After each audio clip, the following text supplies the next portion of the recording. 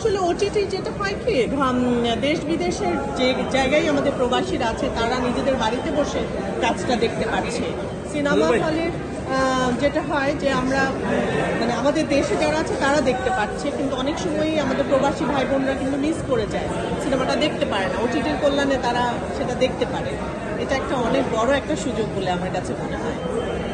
আপু, আমার একটা প্রশ্ন ছিল, রিসেন্ট দেখেছি আপনি মুভির সঙ্গে ইনভলভ হয়েছেন, তছনছ একটা হয়েছিল, সেটাতে আপনি এটা হচ্ছে আসলে এক্সপেরিয়েন্সটা একটু শেয়ার করবেন। মানে আমি আসলে কমার্শিয়াল সিনেমা যেটাকে বলে, আমাদের দেশের মেইন স্ট্রিমের সিনেমা, এখান থেকে অনেকেই আমাদের আর্টিস্টরা অনেকেই নাক ছিটকায়, তারা আসলে মেইন স্ট্রিমের সিনেমাগুলো করতে চায় না, বাট আমি করতে চাই।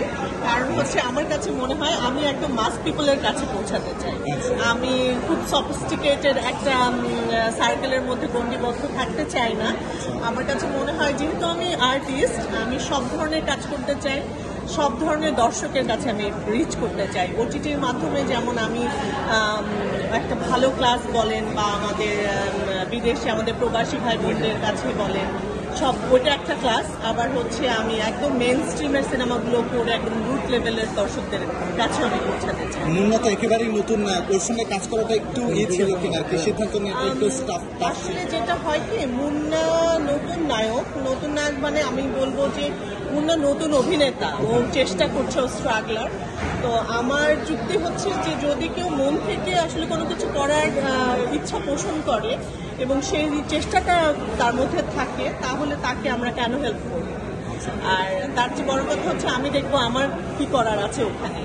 ডার্ক ওয়ার্ল্ড কাজ করেছে, ডার্ক ওয়ার্ল্ডে তো আমার চরিত্রটা খুবই ভালো ছিল এবং আমার মেইন ডমিনেটিং ক্যারেক্টার যেটাকে বলে সেটা আমি অভিনয় করেছি। এখানেও তছনছেও এরকম একটা ডমিনেটিং ক্যারেক্টারে আমি অভিনয় করবো।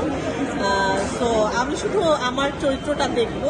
আর যেখানে এত বড় ডিরেক্টর মোস্তাফিজুর রহমান মানিক একজন ভালো ডিরেক্টর, এখানে বদিউল আলম খোকন সাহেব উনিও অনেক অনেক বড় ডিরেক্টর। তো এদের সাথে কাজ করতে না পারার যে আফসোস, এই আফসোসটা আমি কখনো রাখতে চাই না। আমার কাছে মনে হয় যে এদের সাথে কাজ করা যেহেতু আমার একটা সুযোগ হচ্ছে, অবশ্যই আমি কাজ করতে চাই।